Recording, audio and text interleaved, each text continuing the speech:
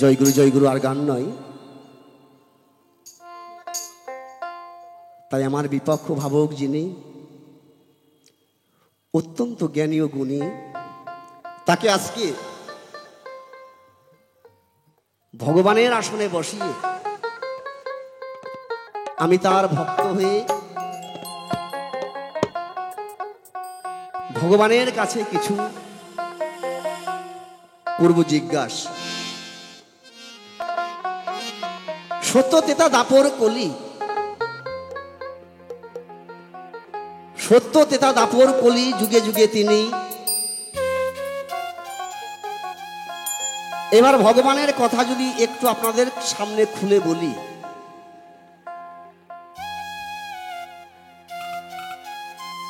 হয়তো ভগবান মনে পাবে তাপ, ভগবান যেন দেয় না আমায় অভিশাপ। সত্য যুগে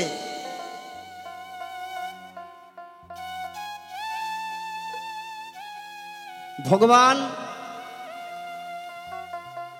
নারায়ণ, তাই না বাবা? সত্য যুগে নারায়ণ, তাই না?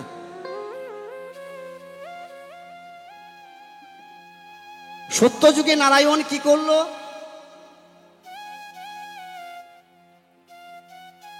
ভগবান হয়ে সতী তুলসীর সতীত্ব নষ্ট করলো। হে ভগবান,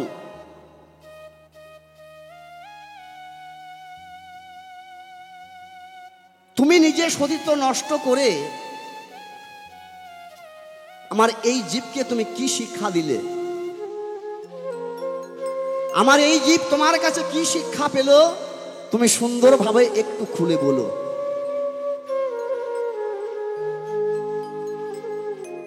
ত্রেতা যুগে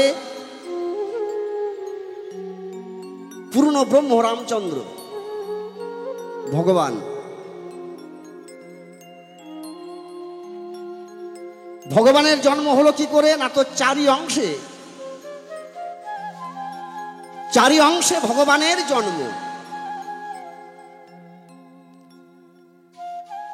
কারণ 1 টাকাকে যদি 4 ভাগে ভাগ করা যায়, তাহলে এক একজনা মালিকানা কত করে পড়ে গো? 4 আনা করে, তাই না? কারণ 4 অংশে যেহেতু জন্ম, রাম লক্ষ্মণ ভরত শত্রুঘ্ন, তাহলে এক একজনা মালিক কয় পয়সা করে? না তো 4 আনা করে। হে ভগবান, তোমার নামে কাষ্টের তরী সোনা হয়ে যায়, তোমার নামে পাষাণ উদ্ধার হয়, কেন ভরত শত্রুঘ্ন লক্ষ্মণ এদের নামে কেন বাবা হয় না? এটা আমার 2য় নাম্বার জিজ্ঞাসা। কারণ যদি সমান সমান অংশীদার হয়, তাহলে ভরত লক্ষ্মণ শত্রুঘ্ন এরা কি করলো? এদের নাম করলে পাথর ভাষা তো দূরে থাক বাবা, ডুবে যায়। আর তোমার নামে পাথর জলের উপর ভাসে, শোলা ডোবে। এ ভগবান, তোমার কাছে করলাম জিজ্ঞাসন, তুমি করবে এই জিজ্ঞাসার সমাধান। আর একটা কথা, তুমি কি করলে? সীতা মাকে যখন লঙ্কাপতি রাবণে যখন নিয়ে গেল, তুমি সঙ্গে করে কপিগণ সঙ্গে করে তুমি কি করলে? না তো সাগর বন্ধন করলে। প্রত্যেকটা কপি একটা করে পাথর জলে দিচ্ছে, আর পাথরগুলো জলের উপর ভাসছে। হে ভগবান, তোমার কাছে জানতে চাই, তুমি যখন একটা পাথর যখন দিলে, তোমার পাথর কেন ডুবে গেল? তুমি একটু সুন্দরভাবে খুলে বলো।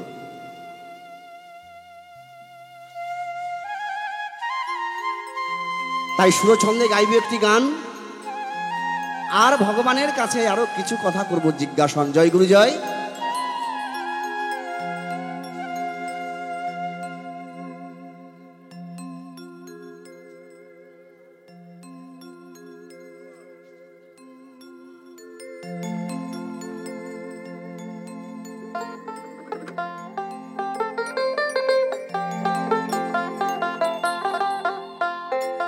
ওরে বলি ও চিকন কালা কালা, তোমার আশ্চর্য লীলা,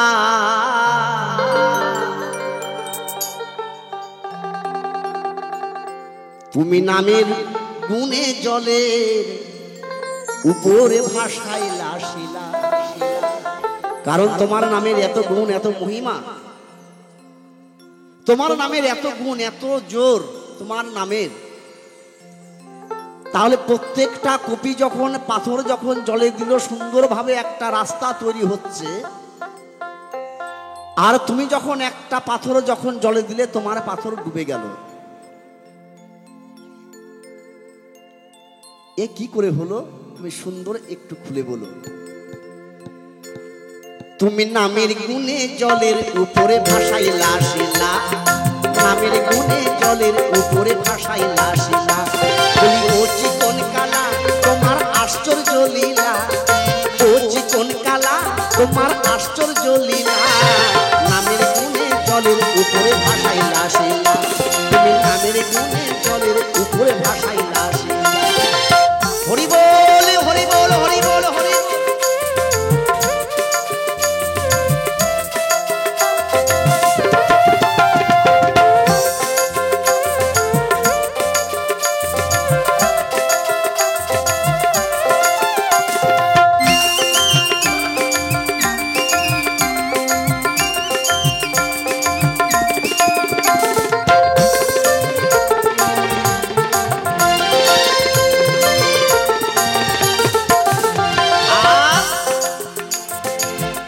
তুমি সত্য যুগেতে ভক্তের মান রাখিতে, হাতের পদতল হতে প্রহ্লাদকে বাঁচালে।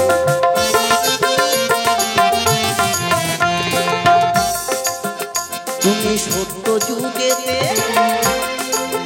ভক্তের মান রাখিতে,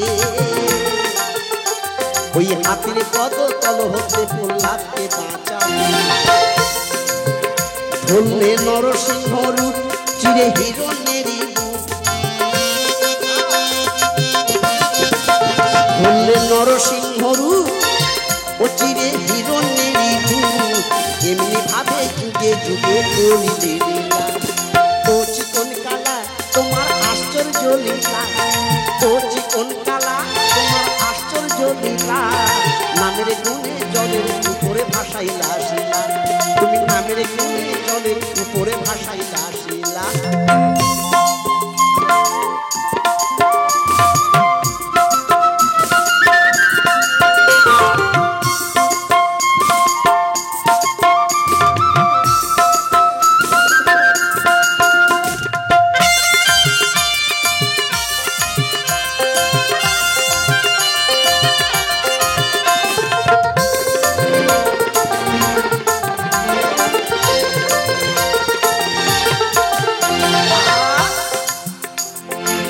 ও তুমি তেতা যুগেতে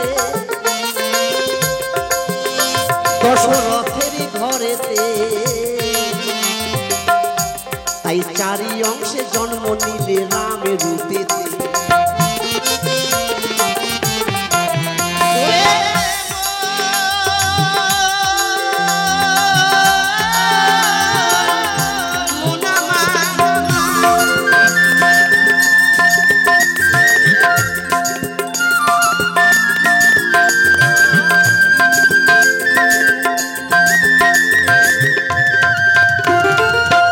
তুমি সত্য যুগেতে, তুমি তেতা যুগেতে দশরথের ঘরেতে, চারি অংশে জন্ম নিলে রামের রূপেতে। সাগর বন্ধন সঙ্গে নিয়ে কবিগণ করবে সাগর বন্ধন সঙ্গে নিয়ে কবিগণ এমনি ভাবে সীতা মাকে উদ্ধার করিলে ও জীবন কালা তোমার আশ্চর্য লীলা ও জীবন কালা তোমার আশ্চর্য লীলা নামের গুণে জলের উপরে ভাসাইলা শিলা তুমি নামের গুণে জলের উপরে ভাসাইলা শিলা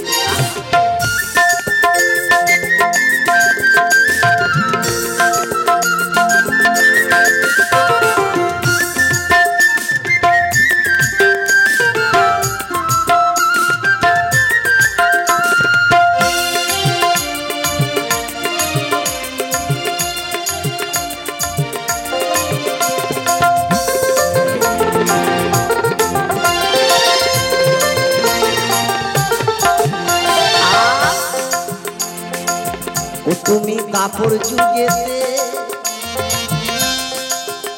মধুর বৃন্দাবনেতে গোপীদের মন করলে হরণে বাঁশের বাঁশিতে হে ভগবান তোমার কাছে জানতে চাই তোমার হাতে একটা বাঁশি দেখতে পাই ওই বাঁশির কটা ছিদ্র কোন ছিদ্রে কি কি বলে তুমি সুন্দরভাবে জবাব দেবে এবং তোমার বাঁশির গুরুকে বাঁশিটা তোমাকে কে দিল বাঁশিটা তোমাকে কে দিল বাঁশির গুরুটাকে তোমার তুমি যে সুন্দরভাবে বাঁশি বাজাও মানুষের তো গুরু থাকে তো হে ভগবান তোমার গুরুটাকে তোমার বাঁশির গুরুকে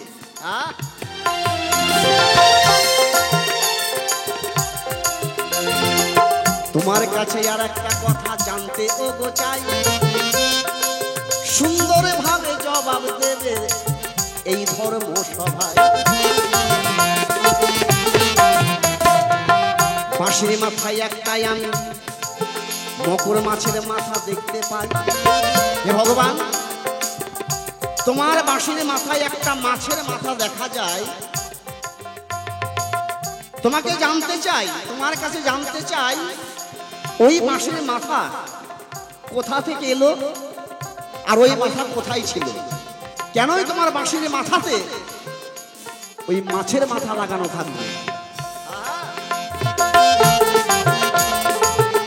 অনেক কথা জিজ্ঞাসা হয়েছে আর জিজ্ঞাসা করবো না ও তুমি কাপড় যুগেতে মধুর বৃন্দাবনেতে গোপীদের মন করলে হরণে বাঁশের বাঁশিতে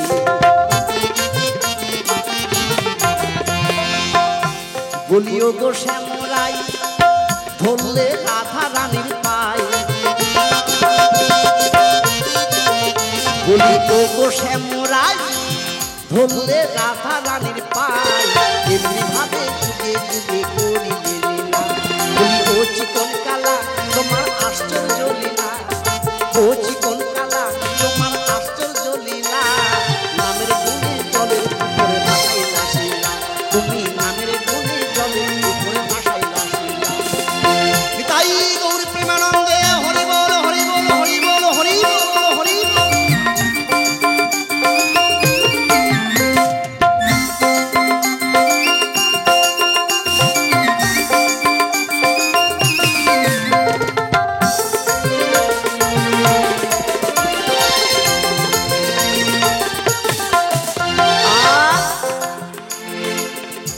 তুমি কলি যুগেতে মায়াপুরের মাটিতে তাই নিমাই রূপে জন্ম নিলে শচীর গর্ভেতে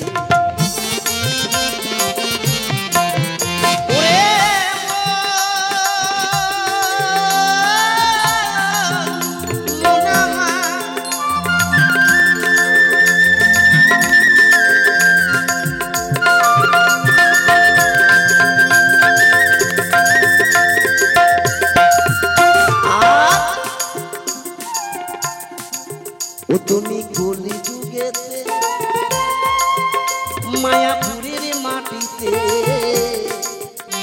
তুমি নিমাই রূপে জন্ম নিলে সচির গর্ভেতে। মাঠে চিনি বাসের প্রাণ আছে বাঁধা মায়ের জান, তাতে চিনি বাসের প্রাণ আছে বাঁধা মায়ের জান। এমনি ভাবে যুগে যুগে করিতে লীলা, বলি ও চিকন কালা তোমার আশ্চর্য লীলা, ও চিকন কালা তোমার আশ্চর্য লীলা। নামের গুণে জলের উপরে ভাসাইলা ছিলা, তুমি নামের গুণে জলের উপরে ভাসাইলা ছিলা। শোনো শোনো ও ভগবান তোমার জানা, সুন্দর সুন্দর কথার জবাব দেবে এই সব।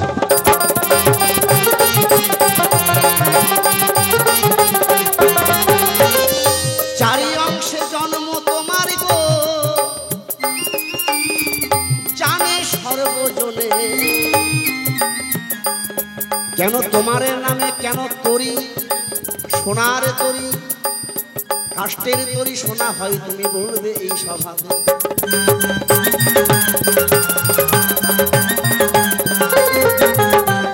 চারি অংশে জন্ম তোমার, কেন ভরত শত্রুঘ্ন লক্ষ্মণ এদের নামে কেন তরাই না বলো? এরা কি অপরাধ করেছিল তুমি বলবে ওগো ভালো।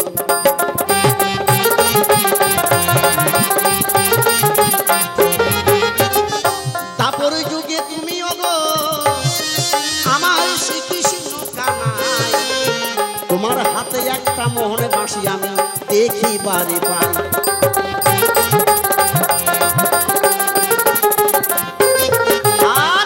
বাঁশিরে মাথায় মাছের মাথা দেখি বারে পাই, ওই মাছের মাথা কোথায় পেলে তুমি বলবে এই সভা।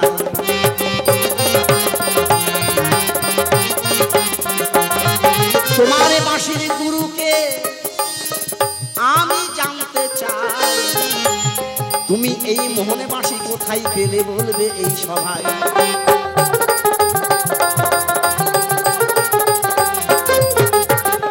এরপরে প্রভু রামচন্দ্র আসরে আসবে, আমার ভাবের কথা সুন্দর ভাবে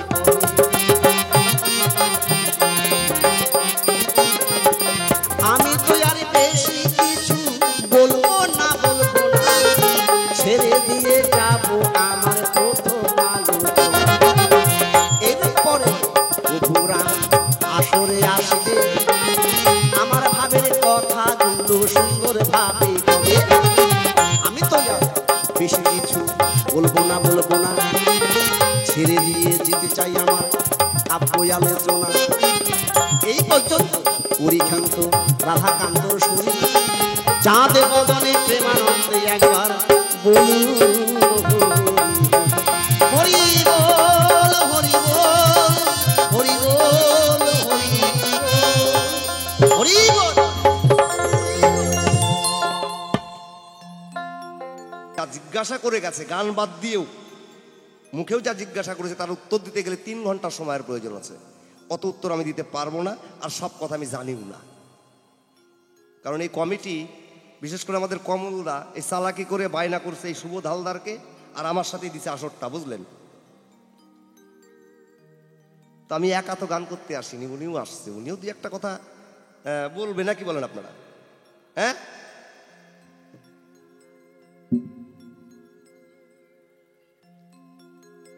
আমার বাড়ির পাশে একটা ছেলে আছে, আর বিয়ে হয় না, একেবারে বিয়ে হয় না। ছেলেটা দেখতেও ভালো, সয় সম্পত্তি আছে, বাড়ি ঘর সব আছে, কিন্তু ওই মেয়ে দেখতে গেলে, মেয়ে পছন্দ করলে মেয়ের বাপ মা পছন্দ করে না, বিয়েই হয় না। তো এইরকম একটা বাউলের পাল্লায় পড়েছে। এরকম বাউল কি কয়, ভাই আমার বিয়েটা যদি দিতে পারিস, আমি বিয়েতে যা যা পাবো তার অর্ধেক তোরে দিয়ে দেবো। কিছু কিছু লুভি আছে, তো ও চিন্তা করতেছে যে দেখি মেয়ে পাওয়া যায় কি না পাওয়া যায়। কি বলি রে ভাই, মেয়ে একটা খোঁজ চলে আসছে ওর কাছে। এখন ওই বাউল রে ডাক দিছে, ওই বাউল রে ডাক দিছে, ডাক দেওয়ার পরে ছেলেটা কইছে, দেখ আমার তো অনেক জায়গায় মেয়ে দেখা হয়েছে, বিয়ে হয় না, তা তুই আমার বন্ধু হিসেবে যাচ্ছিস, ওই মেয়ের বাবা যা জিজ্ঞাসা করবে তুই একটু বেশি বেশি করে কবি যাতে বিয়েটা আমার হয়। কয় ঠিক আছে কবানি। কি বলি রে ভাই, দেরি মোটেই করে নাই। মেয়ে দেখতে চলে গেছে, তো এই মেয়ের বাবা ছেলে দেখে পছন্দ করেছে। তখন ছেলের কি কি আছে, ছেলে কি করে জানবে না? কি বলেন, জানবে না? তো বলতেছে ছেলের বাড়িঘর কেমন? কয় বলেন কি তা ওই মশাই, ওই যে বেশি বেশি করতে কইছে, ও তার কম কবে না। কয় বলেন কি, বাড়ি রায়গঞ্জে 25টা বাড়ি, গঙ্গারামপুরে 23টা বাড়ি, বালুরঘাটে 26টা বাড়ি, এই রোডে যেখানেই যাবেন ওই ছেলেরই বাড়ি খালি। ওই সর্বনাশ, এত বাড়ি, তাহলে তো মেয়েটা দেওয়া যায়। মেয়ের বাবা খুব খুশি। তা ছেলের জায়গা আছে না? কই বলেন কি, বালুরঘাট থেকে আবার রায়গঞ্জ পর্যন্ত যাবেন, যত যায় জমি দেখবেন দুই পাশে সব ওই ছেলেরই। ওদের কম কবে না, বেশি কবার কথা তো। কয় তাই নাকি? বলে হ্যাঁ। গাড়ি, গাড়ি কতগুলো আছে ওই ছেলেও বলতে পারে না। বাড়িতে সাইকেলও নাই। ওই যে বেশি কবার ডিউটি পাইছে যে। এইবার ছেলেটা বুঝলেন ওখান থেকে উঠে গিয়ে বাইরে হাসতে, বিয়েটা তো হবেই, আমার বন্ধু বেশি বেশি করছে। কিন্তু বেশি করতে যাইয়ে ওই যে কম নাই ওর কাছে, ও বেশি কবে। ওই হাসতে হাসতে একটু কাশি বের হয়ে গেছে। এখন ওই মেয়ের বাবা জিজ্ঞাসা করতেছে ছেলের বন্ধুরে, ছেলের আবার কাশি টাশি আসে নাকি? ওই মশাই বলেন কি, পৃথিবীতে এমন কোনো কাশি নাই জোর নাই, এমনকি কাশতে কাশতে মুখ দিয়ে রক্ত পর্যন্ত উঠে যায়। কয় ওই ওঠ ওঠ, ওই ছেলের সাথে মেয়ে বিয়ে দিয়ে আমি মেয়েকে অকালে বিধবা করবো, ভাগ বাড়িতে। রাস্তায় এসে কয় ওই তোর জন্য আমার বিয়েটা হলো না। কয় কেন, তুই কাশির কথা বেশি করলি কেন? কয় কেন, তুই তো বেশি কইতে কইছিস, বেশি কয়ে ফেলাইছি। হরিবল হরিবল। তো আজকে আমার প্রতিপক্ষ শিল্পী যিনি, তিনি বড় গুণের গুণী, কিন্তু সব বেশি বলা ভালো ঠিকই আছে, তুই কাশির কথাটা বেশি কয়ে ফেলছি। হ্যাঁ, কাশিরটার জায়গায় একটু ব্রেক মারতে হতো খেপা।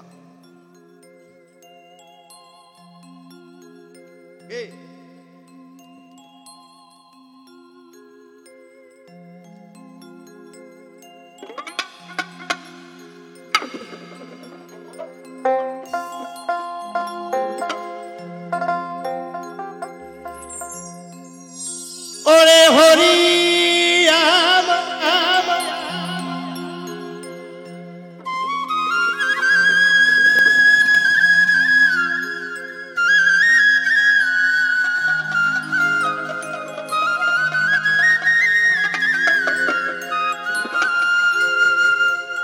ওরে হরি আমার প্রেমের প্রেমী, শোনো প্রেম বড় ভালোবাসে, হরি বলে ডাকলে মুখে হরি কি আসে আসে। হরি বলতে বলতে মুখ দিয়ে রক্ত উঠে গেল, আসবে না আসবে না। কি গো, দেখো না ছোট্ট বাচ্চা ঘুমিয়ে রেখে মা কাজ করছে, 1 মাস 2 মাসের বাচ্চা কাজ করতে করতে হঠাৎ করে বাচ্চাটা এমন করে কেঁদে উঠেছে, মা আমার সর্ব কাজ পরিত্যাগ করে গিয়ে সন্তানকে কোলে নেয়। কেন? ও তো ডাকা শিখেনি, ও ডাকতে জানে না, কিন্তু কেমন করে জানি কেঁদেছে। মা আমার সব কাজ ত্যাগ করে ছেলেকে কোলে নিয়েছে। তাহলে আমার মনে হয় ওই সন্তানটা যখন মাকে ডাকে, যেভাবেই ডাকুক, ওর ডাকার মধ্যে কোথাও না কোথাও একটু ভালোবাসা প্রেম লুকিয়ে ছিল, যে কারণে মা ছুটে এসে কোলে নিল।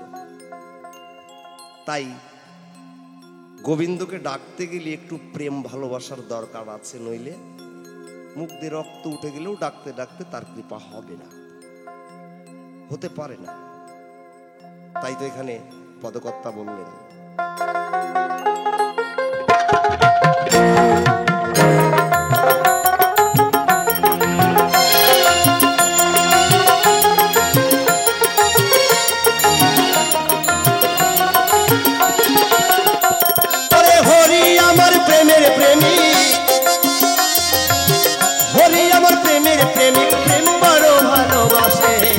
হরি বলে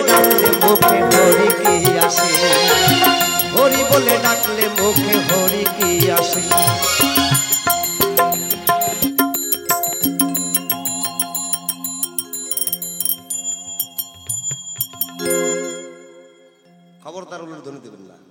বাবারা দরকার না চিন্তা বসে থাকে।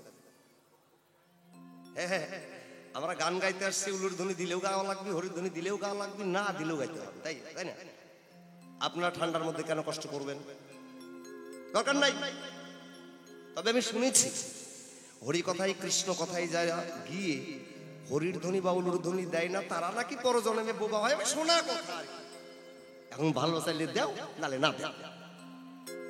একবার হরি হরিবল হরিবল হরিবল হরিবল হরিবল।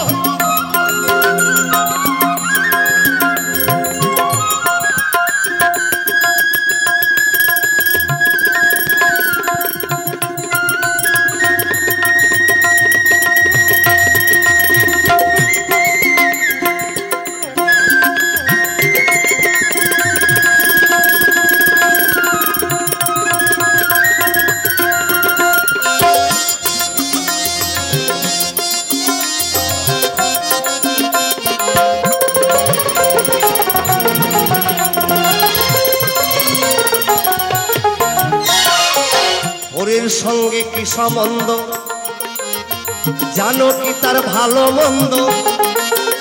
তোমার অন্তরে নাই প্রেমের গন্ধ, অন্তরে নাই প্রেমের গন্ধ। বলো হরি ভোলে গো কিসে?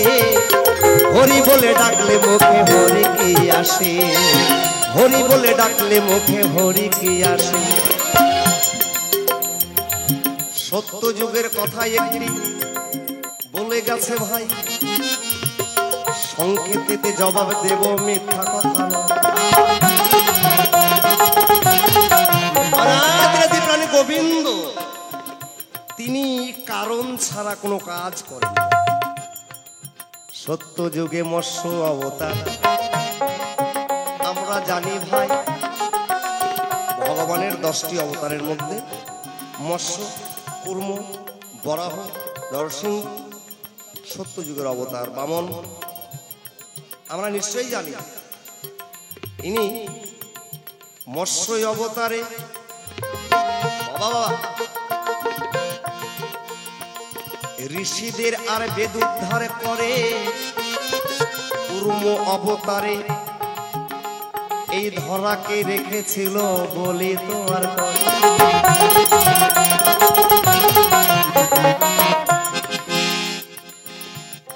বরাহমূর্তি ইনি ধারণ করলেন। হিরণ্যক্ষ হিরণ্যকশিপু দুটো ভাই ছিল, তার একজন এই ধরিত্রীকে পাতালে নিয়ে গেলেন জন্যে ইনি বরাহমূর্তি ধারণ করে তাকে বধ করলেন। দেবতারাই অসুর মিলে যখন সমুদ্র মৈথুন করে ভাই, মন্দার পর্বত আর বাসকী নাগে ছিল, কথা মিথ্যা নয়। মন্দার পর্বত দিয়ে সমুদ্র মৈথুন হয়েছিল। যতবার ওই পাহাড় টানাটানি করে সাপ দিয়ে অতল তলে তুলিয়ে যায়। অনাদিরাদি প্রাণ গোবিন্দ চিন্তা করলো তাহলে তো সমুদ্র মৈথুন হবে না। কুর্ম হয়ে ওই পর্বত পৃষ্ঠে ধরেছিল ভাই, কিঞ্চিত ভাবে এই তো তোমার সত্য যুগের কথা মিটে।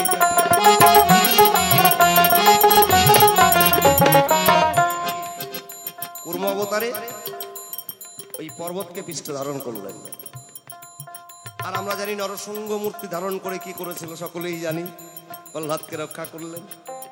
এইবার ত্রেতা যুগের কথাই একটু আমি বলতে চাই। অভিশাপে জন্ম নিল এই যে 4টি ভাই। এটা কি অভিশাপ নয়? অভিশাপ নয়, অবশ্যই অভিশাপ।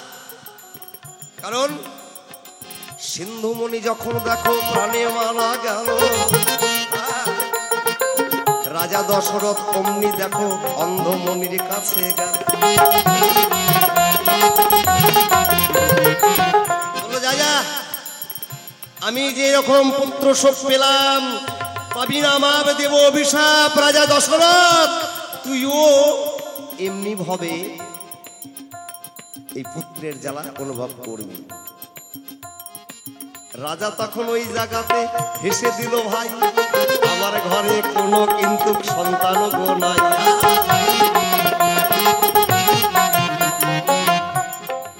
রাজা দশরথ হাসছে, কারণ আমার তো ছেলে মেয়ে নাই, হ্যাঁ, তাহলে আমি পুত্র শোক পাবো কেন? সেখানে মনির অভিশাপ আশীর্বাদ হয়ে গেল। আর যজ্ঞ করে রাজা তখন কি কর্ম করিল, ওই যজ্ঞের চরু 3 রানী যেদিন খেয়েছিল, রাম লক্ষ্মণ ভরত শত্রুগণ চতুর্ভাবে এলো, এক ব্রহ্ম চতুর্খণ্ড সেইখানেতে হল। প্রশ্নটা ওর ওই জায়গায় মারাত্মক, ওর মাথায় কাজ করতেছে না। 100 টাকার নোট যদি দোকানে আমি ভাঙাই, তাহলে ভাঙানোর পরে 4টা ভাগ করলে 25 টাকা করে হবে, তাই না? 4টা 25 টাকার একই মূল্য, 4টা 25 টাকার একই মূল্য। তাহলে রাম লক্ষ্মণ ভরত শত্রুগণ এরা এক ব্রহ্ম 4 খণ্ড হয়ে এসছে, মানে এরা 4টা খণ্ড হয়ে গেছে, 25 টাকা করে দাম থাকলো এদের। এর যেটা ভাবনা, হ্যাঁ, রাম নামে পাপী উদ্ধার হয়, রামচরণ স্পর্শে কাষ্টের তরি সোনা হয়, রামচরণ স্পর্শে পাষাণী মানবী হয়, তাহলে লক্ষ্মণের চরণে হলো না কেন? মারাত্মক প্রশ্ন। এবার যখন আমরা বিপদে পড়ি রাম নাম গাই, লক্ষ্মণ আর ভরত শত্রুগণের নাম কেন গাই না প্রশ্ন করলো তাই।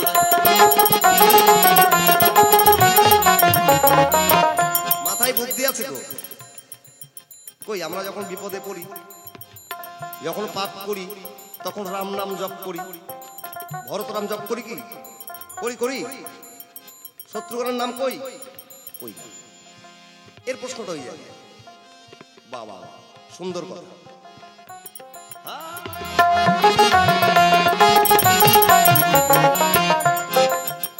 একটি বাঁশ একজন কারিগর কিনে নিয়ে এসে বাঁশটাকে ফাটিয়েছে, ছোট ছোট চিকন চিকন বাতা করেছে, মায়েরা লক্ষ্য করবেন। করে ওই বাঁশ দিয়ে প্রথমে বানিয়েছে একটা ফুলের সাজি, দ্বিতীয়তে ওই বাঁশটা দিয়ে বানিয়েছে একটা ডালা, তৃতীয়তে ওই বাঁশটা দিয়ে বানিয়েছে একটা কুলো, চতুর্থতে ওই বাঁশটা দিয়ে বানিয়েছে একটা চালুন। বাঁশ একটাই, মিস্ত্রি একটাই, জিনিস তৈরি হলো কয়টা? 4টি। আমা ভোরবেলায় উঠে যখন ফুল তুলিতে গো যাই, তখন আমাদের হাতে সাজি মিথ্যা কথা নয়। ফুল তোলা সাজি নিয়ে ফুল তুলতে চলে গেলাম ভোরবেলা। তারপরে বাড়ির বাসি কাজ আবর্জনা ফেলানোর সময় হলো, ওই বাঁশের তৈরি ডালিটা ওই মাথা ফোন নিল।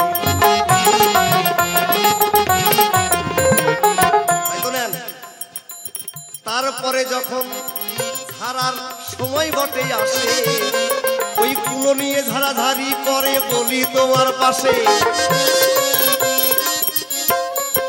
এরপরে ঠাকুরের মন্দির বা বিয়ে বাড়ি সুন্দরভাবে চালুন সাজাইয়ে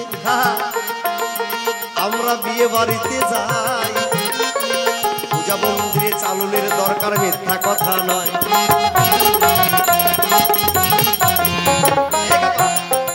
তাহলে ব্যাপারটা কি দাঁড়ালো? একটা বাঁশ, একটাই মিস্ত্রি, জিনিস তৈরি হলো 4টা। 4টা কি এক কাজে লাগে? লাগে মায়েরা, লাগে।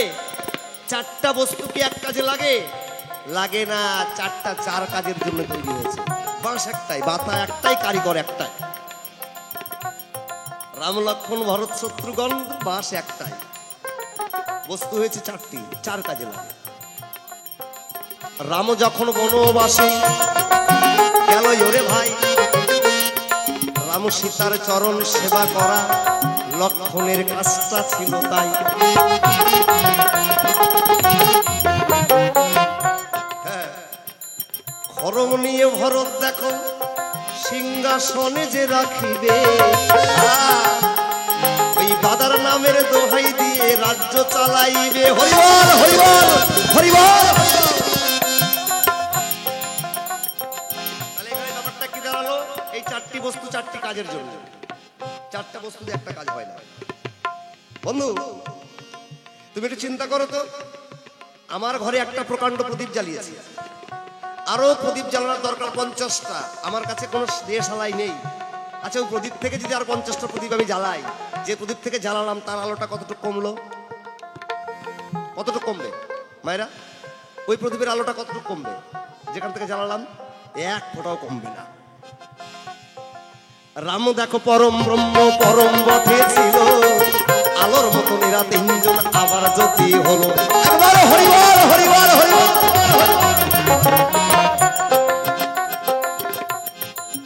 তাহলে ত্রেতা যুগের কথা শেষ না? একটু বাকি আছে আমার মনে হয়, তাই না? রাম লিখতে গেলে আগে ব লিখতে হবে।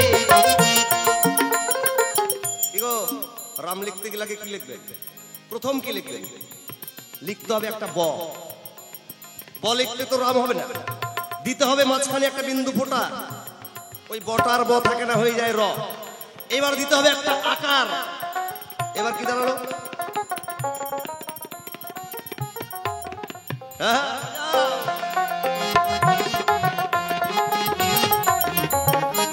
মন দিয়ে ব যখন আকাই ওরে ভাই, ইকোন বেশ এই না বয়ের সীতা বসবাস তাই।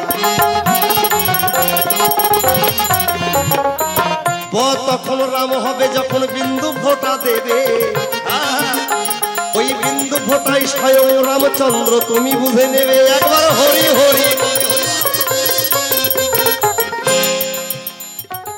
বয়ে সীতার বসবাস, বিন্দু ফোঁটা যখন নিচে দিলাম রামচন্দ্র প্রবেশ করলো।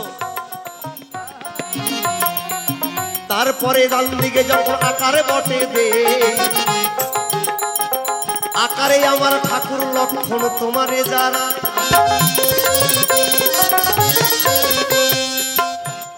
বাকি থাকলো রাম লিখতে গেলে আর একটা, তাই তো? মতে দেখো ভরত শত্রুঘ্ন আছে যোগ্য তাই।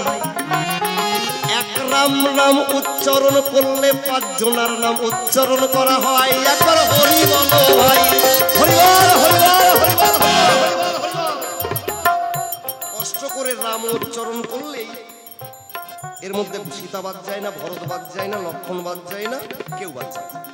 এই 5 জন বসবাস থাকে এক রাম করলে। এই জন্যেই রাম নামে সবকিছু উদ্ধার হয়ে যায়। এখন মারাত্মক প্রশ্ন করেছে, যখন হনুমান রাম নাম লিখে সাগরের জলে ভাসিয়ে দিচ্ছে, ভেসে থাকে, স্বয়ং রাম নিজে যখন পাথর দিতে গেল, অমনি দেখো পাথর দেখো অতল তলে গেল। সবাই হরি হরি বলো, হরিবল হরিবল হরিবল। কেন? সেটা কেন হলো? তাহলে রামের কোনো ক্ষমতা নেই? তোমার একটু বোঝার ভুল আছে, তোমার একটু বোঝার ভুল আছে। ওই পাথরটা যদি রাম নিজে ভাসাতে পারতো তাহলে রামের সেদিন আর কোনো মূল্য থাকে না। থাকবে? দিগো মায়েরা, থাকে? থাকে? থাকবে না। কেন থাকবে না? আমি হইতে আমার নাম বড়, আমার নাম হইতে আমার ভক্ত বড়। ভগবানের থেকে ভক্ত অনেক বড়, ভগবানের থেকে ভক্ত বড়। আমার কথা ধরো, ভক্ত যেটা পারে সেটা ভগবান জীবনেও পারে না। তাই ভগবান বললেন, ভক্তই আমার মাতা পিতা, ওই ভক্তই আমার গুরু, ভক্তই আমার নাম রাখে বাঞ্ছা কল্পতরু। ভগবান ওই পাথরটা দিয়ে পরীক্ষা করলেন, এই জীবকে বুঝালেন, ওরে আমার পরম ভক্ত হনুমান যদি পাথরটা দেয় ভেসে থাকে, আমি দিলে ভেসে থাকে না। তার মানে আমার কোনো দাম নেই, দাম হচ্ছে আমার ভক্তর। আমি বড় নয়, আমার ভক্ত বড়। তাই ভক্তকে বড় করবার পরে ভগবান নিজে ছোট বারবার হয়েছে। কি বলেন? হ্যাঁ, এই জন্য পাথরটা সেদিন ভক্তের মন ডাকতে গিয়ে ওই ভগবানের হাতের পাথর কিন্তু আর ভাসে না। এই তো তোমার কথার জবাব কথাই মিটে যায়, আর এক প্রশ্ন করলে তুমি যে ধর্ম সবাই।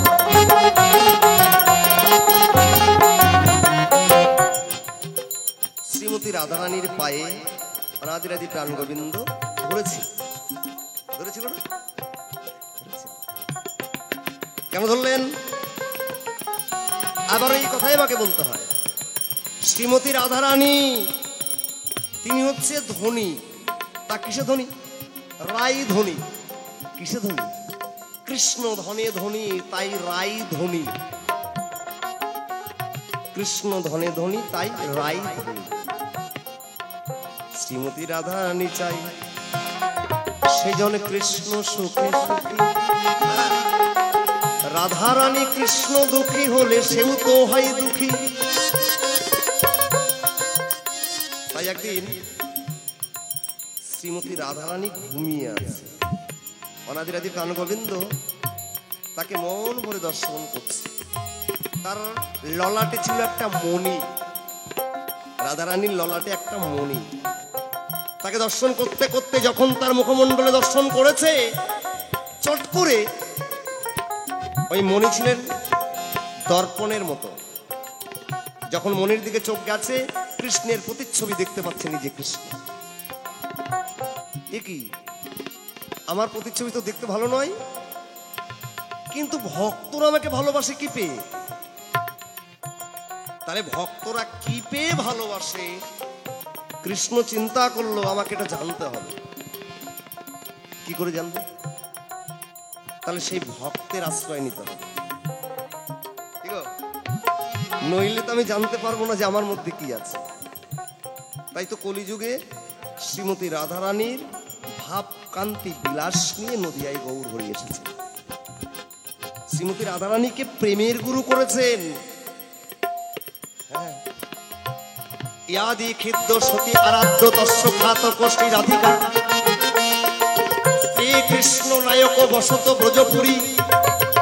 তোমার চরণে দাসখত আমি লিখিলাম পিয়ারি, অষ্ট সখী ছয় মঞ্জরি সাক্ষ্য গেলাম করি। তব প্রেমের ঋণ শোধ করবই আমি কলির যুগ ভরি। রাকারে নয়নে মোর বহিবে প্রেম বাড়ি, ঢাকারে ধুলাই পরে যাব গড়া গড়ি। একবার হরিবল হরিবল হরিবল হরিবল হরিবল। রাকারে নয়নে মোর বহিবে প্রেম বাড়ি, ঢাকারে ধুলাই পরে আমি যাব গড়া গড়ি।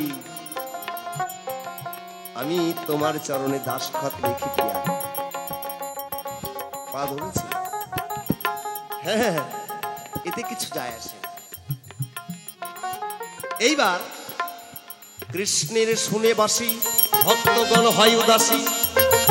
ওই বাসি কোন জায়গাতে পায়, বাসির প্রশ্ন করে গেল এ ধর্ম সভায়।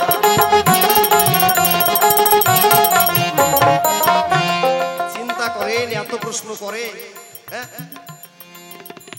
যা জবাব একবারে গোড়ার থেকে কইতে গেলে উনি আর চান্সই নেই গান গান। বুদ্ধি আছে মাথায়, মানতে হবে। হরিবল হরিবল। এখন কৃষ্ণের বাসির গুরুকে আমি এতদিন ধরে কিন্তু শুনি নাই।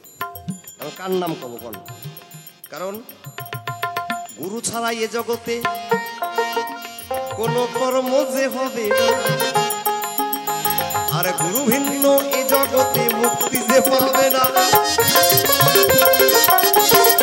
তাহলে কৃষ্ণের প্রেমের গুরু, সব রকম গুরু আছে, তাহলে কৃষ্ণের এই বাঁশির গুরুকে মারাত্মক প্রশ্ন। তবে কথা দিলাম আমি জবাব দেব, জবাব আমি না দিয়ে ছাড়বো না। তবে এই বছর আর পারলাম না, সামনেবার যদি আসি জবাব শিখে আসবো না। শুনবো আপনি বাঁশি কার কাছে বাজান শিখছিলেন নাকি। ওমা, আমার ইচ্ছা করে না আমি ওই একটু হাসাহাসির কথা গল্প করি, আমার ভালোই লাগে না জানেন। এসব গল্প আমার একেবারে অপছন্দ, কিন্তু না করলেও হয় না, বিশ্বাস করেন। এদিকে জ্যৈষ্ঠী মাসে কি পূজা হয় গো?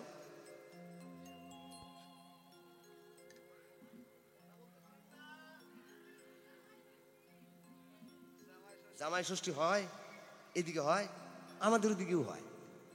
কত মিল দেখো, এইদিকেও হয় ওইদিকেও হয়। আমাদের ওখানে না বৈশাখ মাসে মেয়েটার বিয়ে হয়েছে বুঝলেন, আর জ্যৈষ্ঠ মাসের 5 তারিখে ছিল ষষ্ঠী। সেবার 3-4 বছর আগে যান ছিল। আমি আবার সেদিন গানে যাইনি বুঝলেন, বাড়িতে আছি। তো ওই নতুন জামাই আসিছে, ওই জামাইকে না শাশুড়ি বলতেছে, বাবা তুমি একটা কাজ করো। বলে কি মা? বলে বিয়ের মধ্যে তো তোমাকে সবাই দেখতে পারেনি, সবাইকে নিমন্ত্রণ করতে পারিনি, আমার আত্মীয় স্বজন পাড়া প্রতিবেশী তোমাকে সবাই দেখতে আসবে, তো তুমি একটা কাজ করো বাবা, আমার মানটা রেখো। কি করতে হবে মা? বলে যে আসবে তাকে একটু ভালো করে প্রণাম করবা। কয় এইটা একটা ব্যাপার হলো, প্রণাম করা ব্যাপার, আশা করব, চিন্তা নাই। কি বলি রে ভাই, এই বলতে বলতে একজন বড় করে ঘোমটা দিয়ে ওই জামাই দেখতে চলে গেছে। শাশুড়ি কয় জামাইয়ের কাছে, বাবা আমার কথা নিবা, ইনিকে একটু প্রণাম করবা। কয় মা ইনিকে?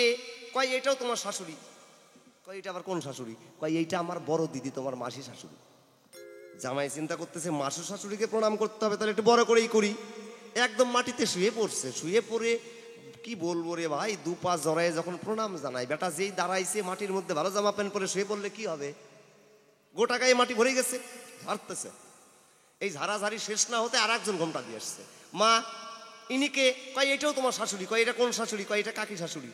জামাইটা আবার মাটিতে শুয়ে পড়ছে, শুয়ে পড়ে প্রণাম করে আবার দাঁড়াইছে, ওই জামা কাপড় ঝাড়তেছে, ঝাড়া শেষ হয় আর একজন এসছে। কয় এটা কে? বলে এটা কাকি শাশুড়ি। আবার জামাইটা মাটিতে শুয়ে পড়ছে, বুঝলেন, শুয়ে পড়ে জুপা জড়ায় ধরে প্রণাম করে বেটা যেই দাঁড়াইছে, এইবার আরো বেশি করে মাটি লেগে গেছে। জামাই প্রচন্ড রেগে গেছে, জামা প্যান্ট একটাই নিয়ে গেছে, ওইটা এরকম করে মাটি বললে পরবে কি, ঝাড়তেছে। আর মনে মনে খুব রাগ হয়ে গেছে। একদল মেয়ে ছেলে ঢুকছে এই বাড়িতে ওই জামাই দেখার জন্য। জামাই চিন্তা করতেছে শাশুড়ি কার জিজ্ঞাসা করবো না, জিজ্ঞাসা না করেই ওই দলে দলে মেয়ে ছেলে যাচ্ছে, ও দলে দলে প্রণাম করা শুরু করছে। মাটিতে শুয়ে পড়ে দুপা জড়া ধরে প্রণাম করে, জড়া ধরে প্রণাম করে আর ওঠে, প্রণাম করে আর ওঠে, প্রণাম করে আর ওঠে। শাশুড়ি মনে মনে হাসে, দেখছে আমার জামাই কত ভালো, এখন আর কয় লাগতেছে না, কইতেই প্রণাম করতেছে। ও যে রাগে প্রণাম করতেছে শাশুড়ি তো বুঝতে পারে না।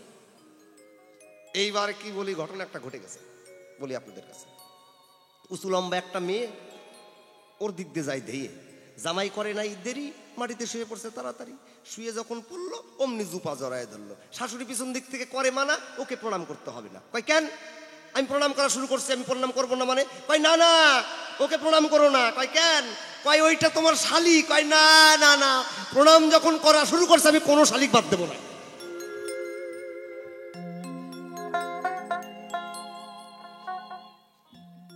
হরিবল হরিবল, এগুলা কথা ভালো লাগে না, কিন্তু মাঝে মাঝে কওয়া লাগে কি মায়েরা।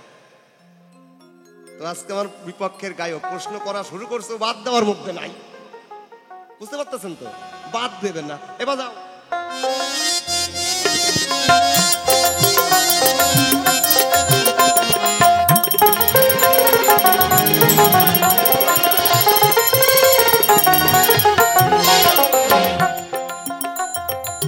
বাল্যকালে ভান্ডিল্য বনে রাধা কৃষ্ণের বিবাহ হয়েছিল। স্বয়ং ব্রহ্মা সেই পুরোহিত ওই বিয়ের ক্ষণে ছিল। সবাই হরি হরি বলো, হরি বল হরি বল হরি বল। একেবারে বাল্যকালে রাধার সঙ্গে কৃষ্ণের বিবাহ, স্বয়ং ব্রহ্মা তার পুরোহিত। আচ্ছা বলুন তো, বিয়ে বাড়িতে যদি নিমন্ত্রণ পান একটু আমাকে জানান। আপনারা কি খালি হাতে বিয়ে বাড়ি যান? খালি হাতে যাবেন? মামা বাড়িতে গল্প করে আসিস নাই? বিয়ে বাড়িতে গেলে খালি হাতে যাওয়া যায়? ব্রহ্মা তখন ওই জায়গাতে চিন্তাই পড়ে যায়, হ্যাঁ আমার গোবিন্দের জন্য কিবা দেব ভাবছে বসে তাই।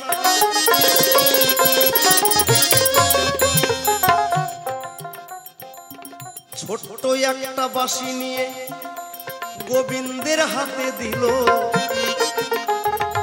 সেই দিন থেকে কৃষ্ণের হাতে একটা বাঁশি হলো।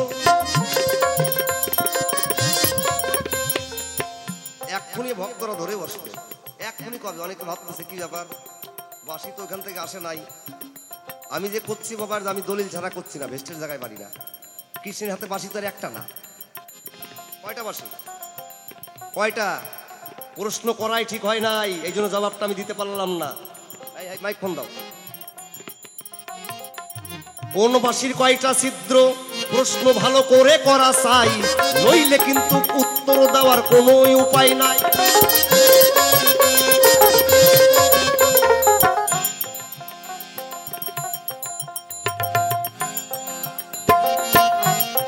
বেশ বেশ বেশ,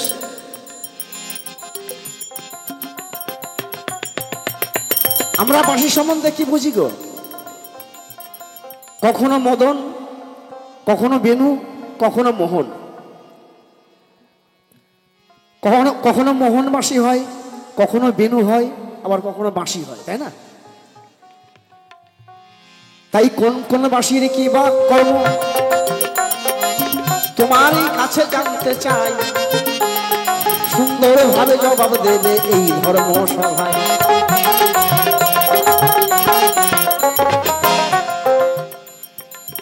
কৃষ্ণের হাতে একটা বাঁশি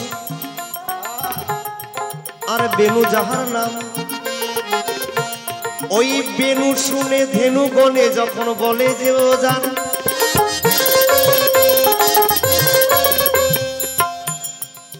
বেনু মুরলি আর বিনোদিয়া বাঁশি, বেনু মুরলি আর বিনোদিয়া বাঁশি। এইবার আমি এখন একটা পেঁয়াজ রাখেই যাব, একটা পেঁয়াজ আমি রাখবই। একটার ছিদ্র দেখো অষ্টাদশ, একটা দ্বাদশ বটে হয়, আর একটার অষ্ট ছিদ্র বলি মহাশয়। কোনটা কয়টা ছিদ্র ওইটা ওইটা বাদ রাখো। আজকে আমি কব, কালকে আমার আগে তুমি কবা। হরিবল হরিবল কোথায়? একটা অষ্টাদশ, একটা দ্বাদশ, একটা অষ্টচিত্র। কৃষ্ণের এই বাঁশির গুরুকে, গুরু ছাড়া তো কোনো বিদ্যা হয় না। হঠাৎ করে কৃষ্ণ একদিন একটা বাঁশি শুনতে পায়, বাঁশি শুনেই উদাসীনী হলো যে কানা। তাই তো আমি তো বাঁশি বাজাই, আমার বাঁশির গুরুর নাম যদি না বলতে পারে, গুরুর নাম না বললে, কোনো শিল্পী যদি কয় আমি গান গাই আমার গুরু নাই, ওর গানের দামই নাই, তাই না? আমি এই কাজটা করি আমার গুরু নাই, ওর কাজের দামই নাই। ধনুবাদকে কয় ও বাদ তুমি আমার কথা নিবা, আজকের থেকে তুমি আমার বাঁশির গুরু হবা। হরিবল হরিবল হরিবল। শ্রীকৃষ্ণের বাঁশির গুরু, শ্রীকৃষ্ণের বাঁশির গুরু ধনুবাদ হয়।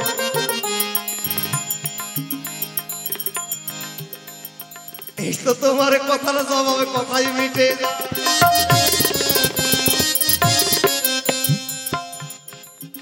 দেখো ছাতা, কৃষ্ণের বাঁশির মাথায় একটা মাছের মাথা।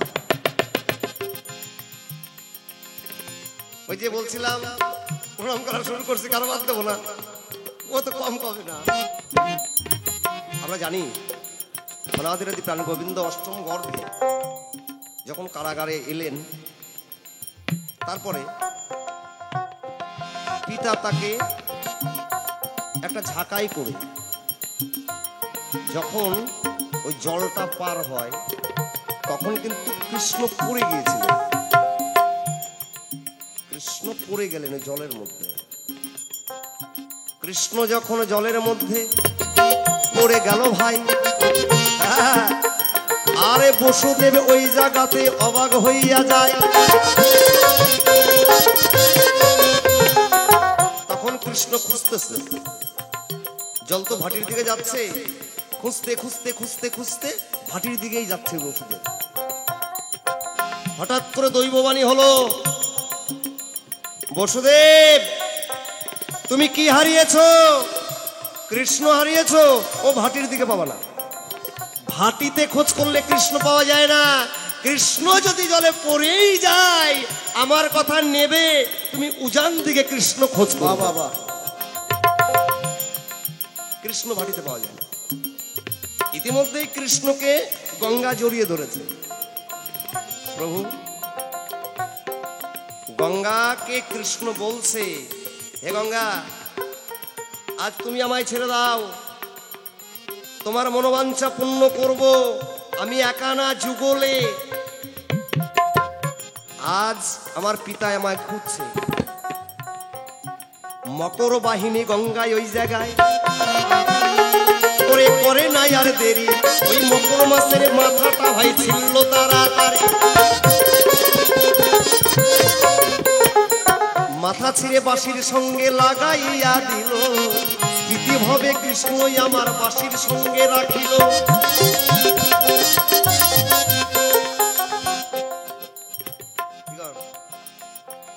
সেই দিন থেকে বাঁশির মাথায় একটা মাছের মাথা দেখা যায়, ওই গঙ্গার দেওয়া এই উপহার মিথ্যা কথা নয়। দেখতে দেখতে সময় জলের মতো যায়, আমার মনে হয় প্রথমবারে এইবার আমার নেওয়া ভালোই বিদায়। আর বাকি আছে? বাকি নাই? কেউ কথা বলেন না, কি ব্যাপার? ও মায়ের একটু কন্যা শাশুড়ির সাথে ঝগড়া করার সময় তো গলা বাড়ায়। হ্যাঁ, দাঁড়াও, আমি এইবার একটা প্রশ্ন করি, করব করব করি। বাবাজি,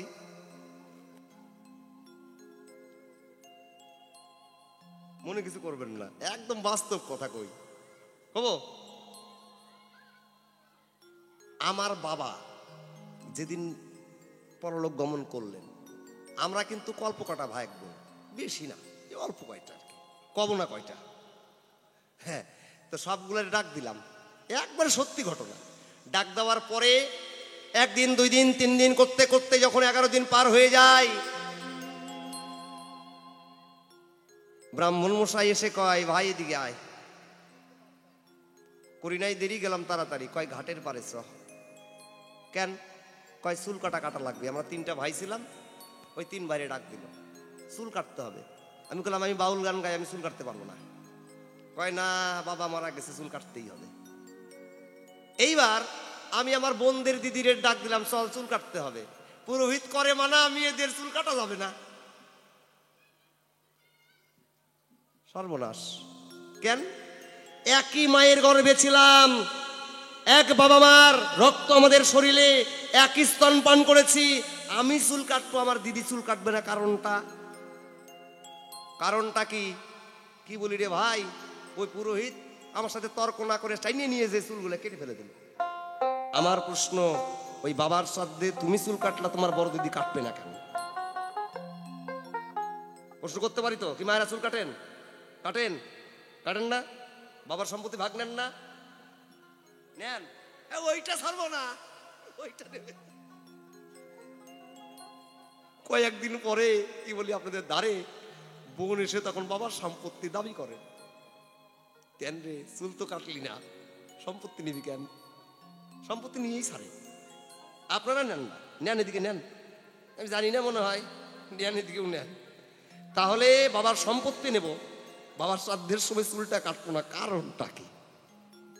ঠিক আছে, ঠিক আছে, একটু আয়োজন করলাম, তবে পাওয়ারটা একটু বেশি আর কি। আমার একটু ট্যাবলেটের পাওয়ার বেশি, বুঝলেন? উনি যা দিয়ে গেছে তার থেকে 1 পাওয়ার বেশি দিল।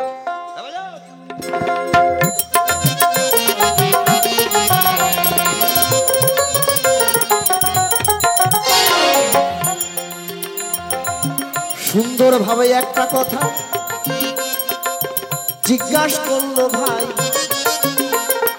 সঠিক সঠিক জবাব দেব এই ধর্ম সভায়।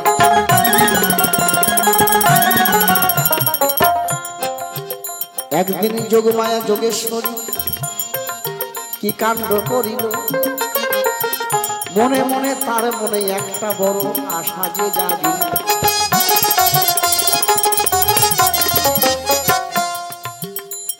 আশা জাগলো, কি আশা? যে যত ব্রাহ্মণ আছে প্রত্যেক ব্রাহ্মণকে, সাধুগুরু বৈষ্ণবকে আমি সেবা দেব। তাই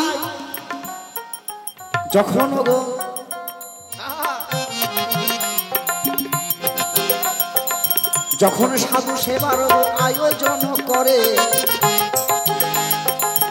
অনেক ঋষি গিয়েছিল সেই না গো জায়গাতে।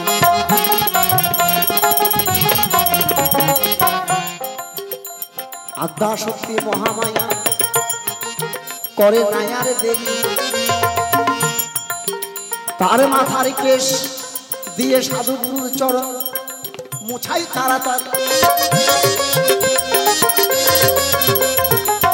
সেদিন থেকে সাধু গুরু ঋষি মনি ঋষিরা আশীর্বাদ করে, এই জীবনে তোর মাথার কেশ অক্ষয় তার থাকবে। বললাম এই সভা, শোনো শোনো রামচন্দ্র, তোমার কাছে একটা কথা জানতে চাই। তোমাকে সবাই বোকারাম বলে কেন, তুমি বলবে এই সভায়।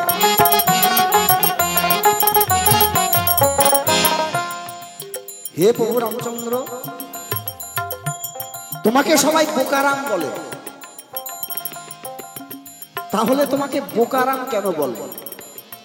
কার অভিশাপে তুমি বোকারাম হয়েছে? বোকারাম মানে কি?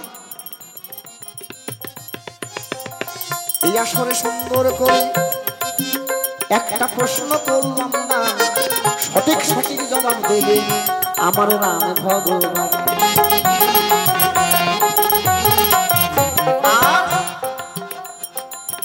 কলিযুগে তুমি গৌরাঙ্গ মহাপ্রভু কি কাণ্ড করিল, তুমি ভগবান হয়ে এমন কাণ্ড করলে কেন, তুমি বলবে এই সবাই ভালো। কলিযুগে গৌরাঙ্গ মহাপ্রভু কি করলো? বিয়ে করলো কাকে না, তো লক্ষ্মী প্রিয়াকে। লক্ষ্মী প্রিয়াকে বিয়ে করার পরে লক্ষ্মী প্রিয়ার সর্পাঘাতে লক্ষ্মী প্রিয়ার মৃত্যু হলো।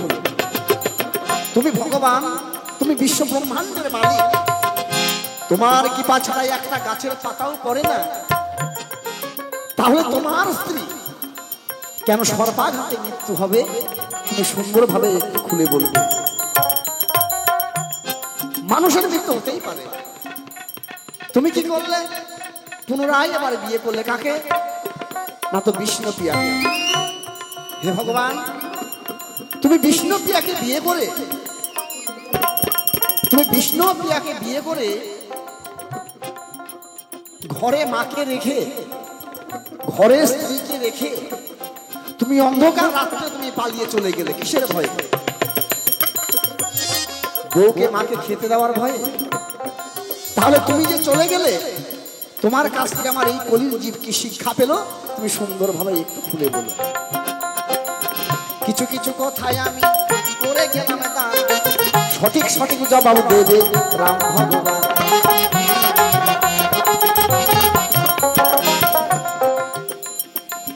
ওমা, ওই ওমা, যাও বাড়ি, বাড়ি যাবা? খবরদার না, বাড়ি যাইও না, রাস্তায় বিপদ হবে, যাবে না, একটু পরে যাইও। হরিবল হরিবল। কেমন ছোটাছুটি করতেছে দেখছেন? একবার কয় রাম, একবার কয় কলিযুগে। ও যে কখন কোনটা টানিয়ে আনি আমার মাথায় কাজ করতেছে না। হরিবল হরিবল। ঠিক আছে, তাহলে মায়েরা চুল কাটেন না, এই জন্যেই সাধুগুরু বৈষ্ণবের আশীর্বাদে মায়ের চুল অক্ষয় হয়ে গেল, তাই তো? চুল অপবিত্র হয় না, সত্যি ঘটনা। সবগুলো জানাই দেন একবারে। এইবার বাবাজি, একটা ছেলে মানুষ যখন চুল বাবার শ্রাদ্ধে কেটে দেয়, আচ্ছা মাথার চুলের যদি দ্রুতি থাকে, যদি দোষ থাকে, কেন মাথার চুলের নিচেই তো চোখের ভুরু, এই চুলের দোষ হলো না? এইগুলো তো কাটা হয় না? কাটা হয়, কাটা হয়। ওরে আদরের পোষা ময়না রে, ময়না কেন গেলি দূরে? ওরে কত যত্নে রাখতাম তোরে, আমার এই সোনার খাঁচায় ধরে রে। আদরের পোষা ময়না,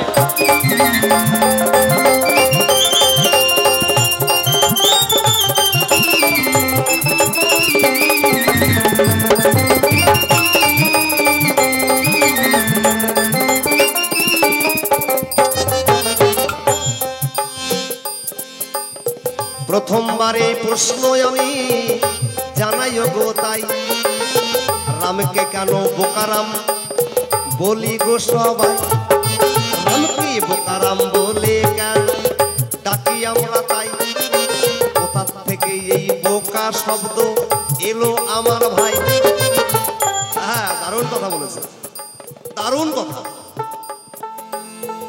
রামচন্দ্র আর হনুমান লঙ্কায় বটে গেল,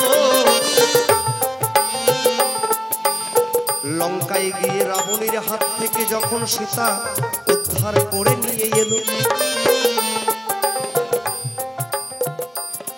রাম লক্ষ্মণ আর সীতা এক জায়গায় দাঁড় করিয়ে রেখে হনুমান কয় ডেকে, প্রভু আপনারা এখানে একটু থাকেন, আমি একটু মায়ের সঙ্গে দেখা করে আসি। মায়ঞ্জনা হনুমানের মাতা বলি সবার ঠাই, পুত্র শোকে কাতরে কিন্তু মিথ্যা কথা নয়, অনেক দিন যাবৎ তাহার সন্তান তার কাছে নাই, অনেক দুঃখ পেয়েছে তার গর্ভধারিণী মাই। তাই হনুমান গিয়ে মায়ের চরণে প্রণাম করলেন। মা পুত্রর পথে চেয়ে চেয়ে কাঁদতে কাঁদতে চোখ দুটো পর্যন্ত অন্ধ হয়ে গেছে। মা যদি অনেকদিন পরে মায়ের কাছে যদি সন্তান ফেরে, মা কি করে জানেন? অমনি সন্তানকে বাবা সোনা বলে গায়ে হাত বোলায় দেয়, দেয় না? দেয় না? দেয় না? মায়াঞ্জনা যখন হনুমানের গায়ে হাত দিল, গায়ে হাত দিয়ে মা জননী আমার অবাক হইয়া গেল। ওরে পুত্র, ক্ষত বিক্ষত তোর শরীরে দাগ হয় যে কেন? সঠিক বলে বলবি উত্তর। গায়ে হাত দেওয়ার পরে দেখে যে ক্ষত বিক্ষত শরীরে। বাবারে, আচ্ছা বল দেখি তোর গায়ে এই ক্ষত বিক্ষত কেন? বলল মা, প্রকাণ্ড যুদ্ধ বেঁধেছিল রাম রাবণে, সেই যুদ্ধে আমার অঙ্গে ক্ষত বিক্ষত হয়ে গেছে, আমি যুদ্ধ করেছি তো। তাই নাকি? তা বাবা, তোর প্রভু রামচন্দ্র একেবারে বোকা, তোর প্রভু রামচন্দ্র একেবারে বোকা। বলল মা, আমি সব নিন্দা সহ্য করতে পারি, আমার প্রভুর নিন্দা আমি সহ্য করতে পারি না। মা তুমি আর বলো না। হনুমানকে মা বলছে, ওরে হনুমান, এই যে শরীরে ক্ষত বিক্ষত, তোর প্রভুর রামচরণের চরণ ধুলি যদি তোর অঙ্গে দিতি, ক্ষত বিক্ষত থেকে মুক্তি পেতি রে।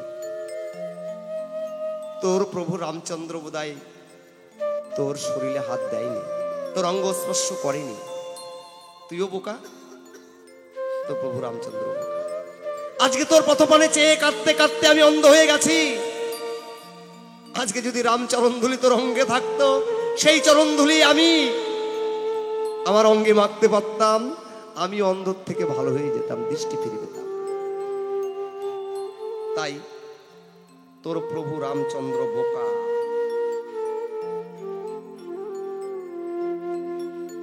এই যে সেদিন থেকে ভক্তের কথা ভগবান শুনতে পেল, তাই মাকে বলল, মা এই যে তুই আজকে বোকা কলি, এই বোকা শব্দটা আমার থেকেই যাবে।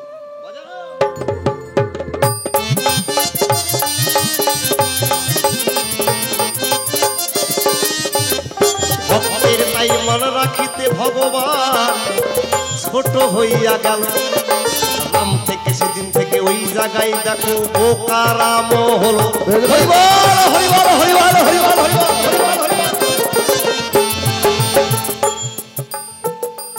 মূলত কারণ রাম মৃত্তিকার উপরে যখন তার পা থাকতো, রাম সর্ব কারণের কারণ স্বয়ং শক্তিমান, এটা ভুলেই যেত। কেন ভুলতো? ওই যে আবার একটাই কথা বলতে হয়, ভক্তই আমার মাতা পিতা, ভক্তই আমার সব। সত্য যুগে পুলমনির স্ত্রী দেখো গর্ভবতী ছিল। ভগবান নারায়ণ ওই জায়গায় দেখো কি কর্ম করিল। নরসিংহ রূপ ধরে যখন ভক্ত প্রহ্লাদের বাবাকে বধ করে ভাই, ওই রূপ দেহরার পরে ভগবানের প্রকার চিৎকার দিয়েছিল, তাই ওই চিৎকারে দেখো পুলমনির পত্নীর গর্ভপাত হলো। অমনি দেখো ওই মণি ভগবানকে অভিশাপ দিল।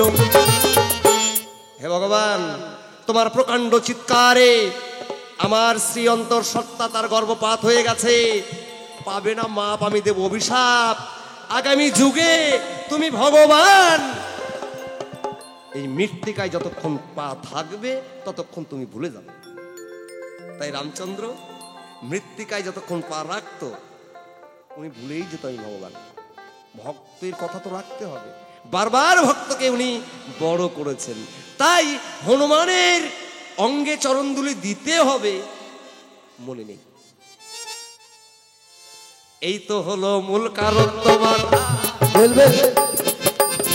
কথা বলি, তাই এইবারে আসি কেতাবাদ দিয়ে কলি যুগে ভাই।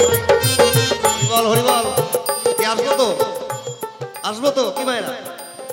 কলি যুগের কথাই একটু তোমারে জানাই, সুন্দর ভাবে জবাব দেব আমি, চিন্তার কিছু নাই। তার আগে পুরো ভাগে একটা কথা জানাই গো সবাই, সবাই মিলে একটু কৃপা দর্শন করবে না আমায়। মায়েরা বাবারা একটা কথা বলি, বলবো? বললাম পয়সা আনিছেন? আনিছেন? 10 টাকা আছে না? আছি এখন না দেন না, সকালবেলা তোমার আজকেই দান করে যাওয়ার কথা, তাহলে সকালবেলা ভিক্ষা করা লাগবে না। সকালবেলা ভিক্ষা করতে পারবে না, তুমি এখন যাও। কারা আনছো দাও দেখি। 10 টাকা 5 টাকা নিশ্চয়ই এনেছো, খালি তো আসনি। কারণ হরি নাম কৃষ্ণ নাম শুনলে পারের করি দিতে হবে ভাই। এই করি দেখো সেই করি হয়ে পর পারে পাই। এই জন্য মা জননী বাবার আমার কথা বটে নেবে, হরি নামের করি বটে আসরে আমায় দেবেন। এই করি নিয়ে আবার কমিটিকে দিয়ে যাব ভাই। ওই করি কিন্তু আমরা নেব নাই, আমি সত্য গোজা নাই। আজকে দিলে কালকে পাবে পরপারের ঘাটে, করি দিয়ে গোবিন্দের নৌকায় সব ভক্তরাই ওঠে। এই জন্য মা জননী বাবারা সবাই আমার কথা নেবে, পারের করি হিসেবে আমায় 10 টাকা দেবেন। আমার বোঝা যাচ্ছে না? বোঝা যাচ্ছে না বাবারা? বোঝা যাচ্ছে না? 10টা 5টা টাকা যদি থাকে, যদি থাকে, না থাকলে দিতে হবে না, না থাকলে তো আর কিছু করার নাই, তবে উঠবা না।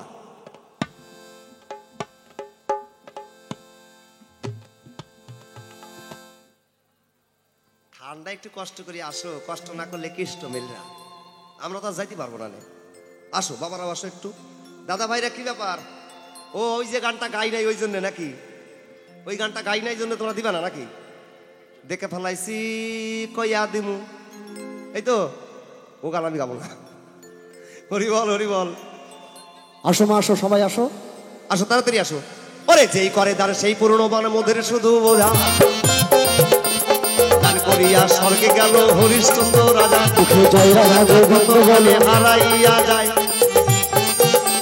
সৎসঙ্গে দান করিলে বিফলে না যায়। মুখে জয় রাধা গোবিন্দ বলে, কেহ বলে তাই দেব দেব ভাই, কেহ করে মানা। মুখে জয় রাধা গোবিন্দ বলে, এই জন্য শুক্রাচার্যের বংশক্তি কানা। মুখে জয় রাধা গোবিন্দ বলে, লক্ষ লক্ষ টাকায় আমার ব্যাংকে পড়ে রয়। মুখে জয় রাধা গোবিন্দ বলে, যাবার বেলায় খালি হাতে যেতে হবাই হয়। মুখে জয় রাধা গোবিন্দ বলে, এই জন্য মা বাবারা আমার কথা নেবে, মুখে জয় রাধা গোবিন্দ বলে, ভক্ত সেবার জন্য কিছু দান করিয়া যাবেন। মুখে জয় রাধা গোবিন্দ বলে, যারা যারা এই আসরে দেবে যোগ দেখো ফেরি মুখে জয় রাধা গোবিন্দ বলো, অন্তিমে কালে যাবার বেলায় ঘাটে পাবে তরি মুখে জয় রাধা গোবিন্দ বলো, কমিটির এই অনুষ্ঠান করতে অনেক লাগে ভাই মুখে জয় রাধা গোবিন্দ বলো, ওই জন্যে করি দিয়ে অংশদারও হই মুখে জয় রাধা গোবিন্দ বলো। হরিবল হরিবল কত টাকা কত দিকে নষ্ট হইয়া যায়, এই কৃষ্ণ সেবায় দান করিলে বিফলে না যায়। কেহ বলে দেব দেব, কেহ করে মানা, সেই জমাতে শুক্লা চাঁদ বাম চক্ষু হয় কানা। যারা যারা এই আসরে করে যাচ্ছে তার মুখে জয় রাধা গোবিন্দ বলো, কোন বাঞ্ছা পূর্ণ করবে দয়াল ভগবান মুখে জয় রাধা গোবিন্দ বলো, দেখতে দেখতে আমাদের সময় শেষ হয়ে গেল মুখে জয় রাধা গোবিন্দ বলো, দুইজনে দুটো গান শোনা নাই আমাদের ভালো মুখে জয় রাধা গোবিন্দ বলো, তারপরে গৌর হরি সন্ন্যাসেতে যায় মুখে জয় রাধা গোবিন্দ বলো, বাবা মাকে ছেড়ে গেল মিথ্যা কথা নয় মুখে জয় রাধা গোবিন্দ বলো, তার ঘরণী বিষ্ণুপ্রিয়া ঘরে বটে আছে মুখে জয় রাধা গোবিন্দ বলো, তার থেকে কেন দেখো সন্ন্যাতে সে গেছে মুখে জয় রাধা গোবিন্দ বলো, সুন্দরভাবে ছোট্ট করে জবাব দিয়ে যাব মুখে জয় রাধা গোবিন্দ বলো, তারপরে দুইজন মিলে দুটো গান শোনাবো মুখে জয় রাধা গোবিন্দ বলো। এই জায়গায় কিন্তু আমি অনেকদিন পরে আসলাম খুব দুঃখ পাবো যদি 100 টাকার একটা নোট কেউ না দেন খুব দুঃখ পাবো আমি যে কোনো দাদা যে কোনো মা যে কোনো ভাই যে কোনো বোন 100 টাকার একটা নোট অন্তত দাও তাহলে খুব শান্তি পাবো একটা গানও আবার গিয়ে শোনাবো কালকের থেকে গানটা আমার কাছে অনুরোধ আমি যেখানেই যাই ওই গানটা থাকেই বুঝলেন গানটা অবশ্যই গাইবো আমি তার আগে আমাদের কমিটির কমলদা একটু মঞ্চে দেখা করবে আমার সঙ্গে হ্যাঁ গান গাবো গাবো